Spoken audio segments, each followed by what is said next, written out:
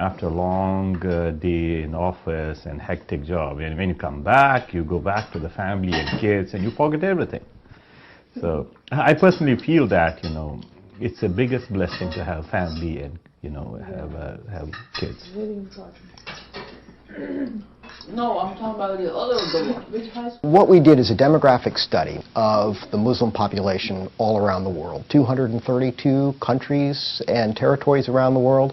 We looked at how many Muslims live in each today. We looked at how many Muslims there were in each 20 years ago. And we projected forward using the best demographic techniques to try to estimate how many will live in each country in the world 20 years from now.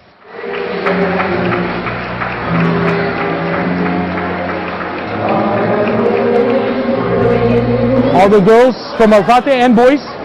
Yeah, we need boys too. Back everyone, 95, 96, we were about 150 to 200 people, in one location in Herndon, Virginia. The community has grown to now, 5,000 families. We have 10 locations. 2 of them are at a synagogue and 1 at a church. That just shows the love that the greater community shows in supporting diversity. What we see happening in the Muslim population in the United States is pretty dramatic growth. In absolute numbers, a more than doubling from about 2.6 million to about 6.2 million. And in percentage terms, roughly a doubling. Just to put that into context, that means that roughly speaking, Muslims by the year 2030 might be about as large in the United States as Episcopalians or Jews are in the U.S. population today.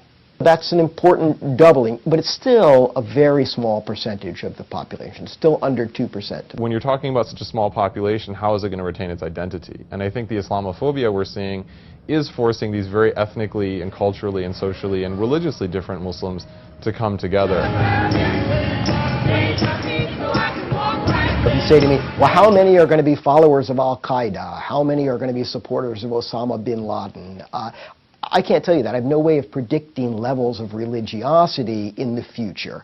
All this tells us is numbers of people. 50 years ago, if you asked anyone, who do you think of when you think of a Muslim, someone like Muhammad Ali would come up. And now if you ask people, what do you think of when you think of a Muslim, who are they going to name?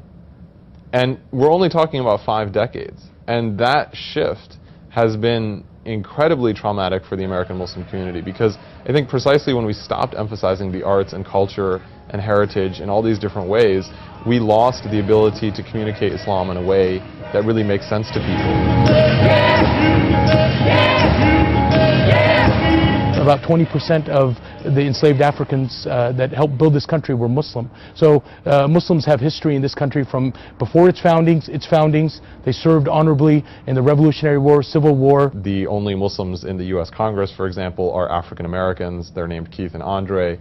They don't stick out in the way that people would assume that they would stick out as Muslims. It's not very easy to become French if being French means an ethnicity, a language, a history, a culture.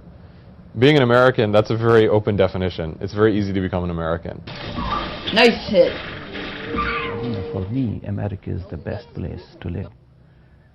Because here you have the religious freedom. You have the choice, you have the right to say yes or no. You have the right to protest. You have everything a human being